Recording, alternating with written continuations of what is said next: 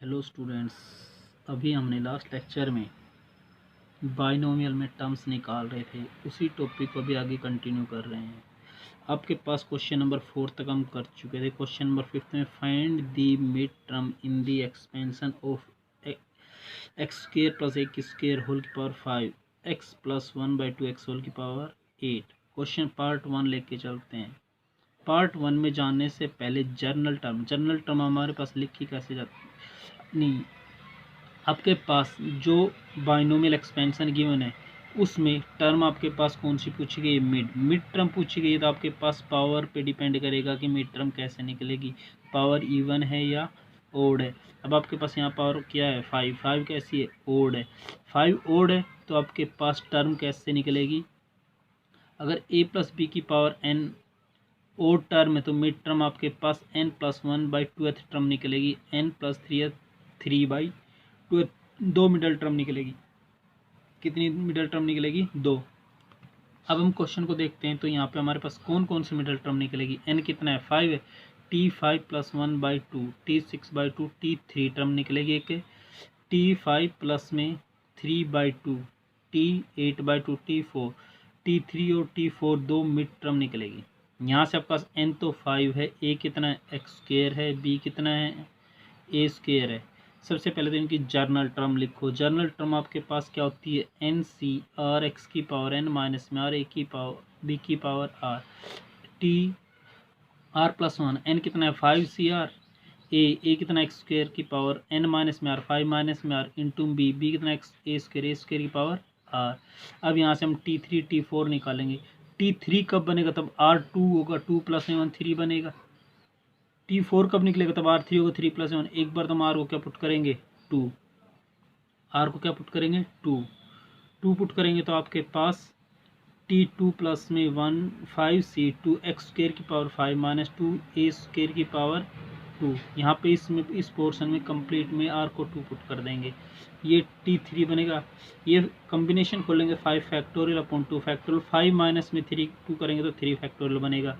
ये x square की power 5 minus 2 3 ए square की पावर 2 2 इंटू 2 एक की पावर कितना बनेगा? 4 बनेगा। तो फिर आपके पास यहाँ से 5 फैक्टोरियल नोमिनेटर में 3 फैक्टोरियल डिनोमिनेटर में जो मैक्सिमम है। नोमिनेटर 5 फैक्टोरियल को हम 3 फैक्टोरियल तक ओपन कर लेंगे। t3 एज इट इज है 5 इंटू 4 इंटू 3 फैक्टोरियल। डिनोमिनेटर में 2 फैक्टोरियल 2 इंटू 1 3 फैक्टोरियल 3। यहाँ से एक्स स्क्वायर की पावर 3 था, कितना हो जाएगा? एक्स की 6 इंटू एक की 4 है। इससे ये कैंसिल हो जाएगा। 2 से 4 को कैंसिल करेंगे 2 इंटू 5 कितना बनेगा? 10x की पावर 6 एक की 4। एक तो मिडिल टर्म ये है। दूसरा आपके पास t4 निकालना था। t4 कब निकलेगा? तब r कितना होगा? 3 t3 + 7 5c3 एक्स स्क्वायर की पावर 5 माइनस में 3 इंटू ए स्क्वायर की पावर 3। ये t4 बनेगा। ये 5 factorial upon 3 factorial into 2 factorial. ये एक्स स्क्वायर की पावर 5 माइनस 3 करेंगे 2 फैक्टोरियल बनेगा। ए स्क्वायर की पावर 6 बनेगा। अब ये पोर्शन हम ऑलरेडी यहाँ ओपन कर चुके हैं। इसकी वैल्यू कितनी आएगी? 10 आएगी। ये एक्स की 4 बनेगा। ये की कितना बनेगा? 6। ये वो दो मिडल टर्म होगी जो आपके पास एक्स स्क्वायर प्लस ए स्क्वायर की पावर 5 के एक्सपेंशन में आएगी।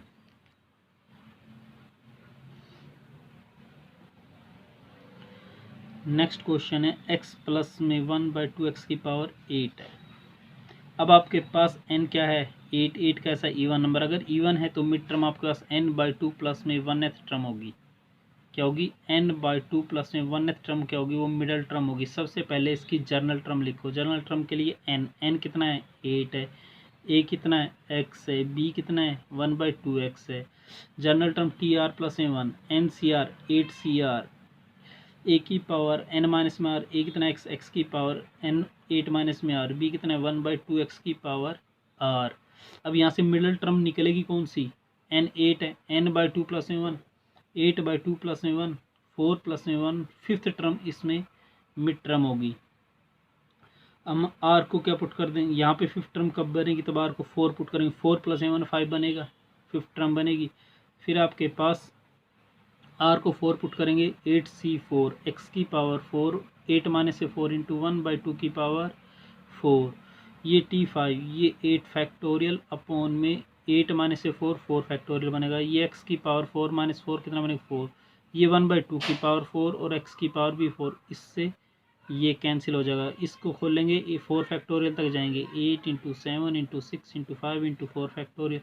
डिनोमीटर में एक 4 फैक्टोरियल एज इट इज़, दूसरे 4 फैक्टोरियल को ओपन कर देंगे।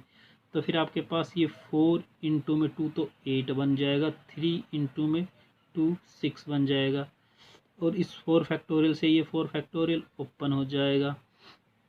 तो फिर आपके पास इंटू में 1/2 की पावर कितना था 4, 1/2 की पावर 4 एज इट इज़ है। तो फिर आपके पास ये कितना बचेगा 5 इंटू 2 10 इंटू 7 70 बचेगा। डिनोमीटर में आपके पास कितना हो जाएगा 1/2 की पावर 16। ये 1/2 की पावर 24 नहीं, कितना बनेगा 16 बनेगा। कितना बनेगा 16। 70 अपॉन में 16, 2 से कैंसिल करेंगे, ये 35/8। तो इसकी वैल्यू कितनी हो जाएगी 35/8।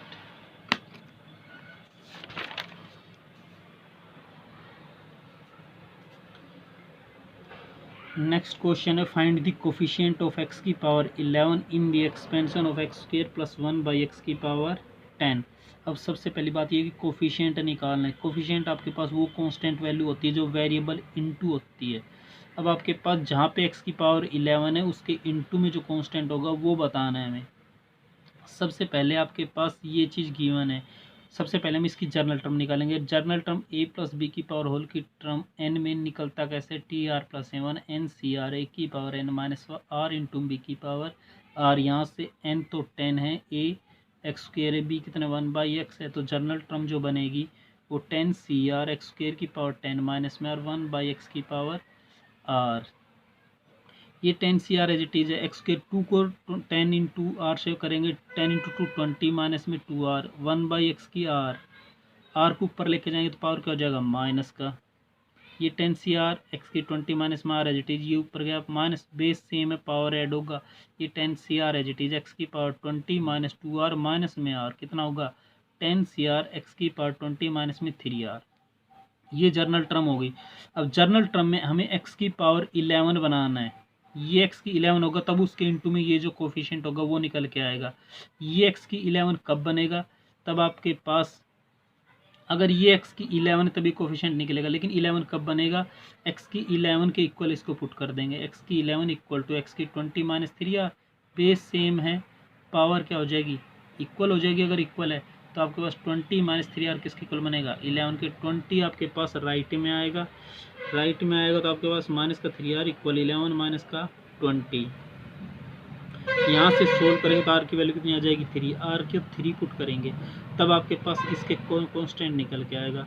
r के 3 पुट करेंगे t3 प्लस में 1 10 c3 x की 11 ये हमें निकालना है। तो कोफिशिएंट क्या निकलेगा 10 c3 10 factorial upon 3 factorial into 10 minus में 3 factorial.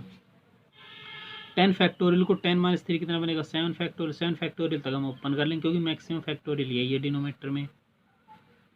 10 into 9 into 8 into 7 factorial upon 3 into 2 into 1 factorial into 7। इससे ये कैंसिल हो जाएगा, 3 से ये 3 कैंसिल हो जाएगा, 2 से ये 4 4 इंटू 3 12 इंटू 10 120। तो इसकी वैल्यू कितनी हो जाएगी 120।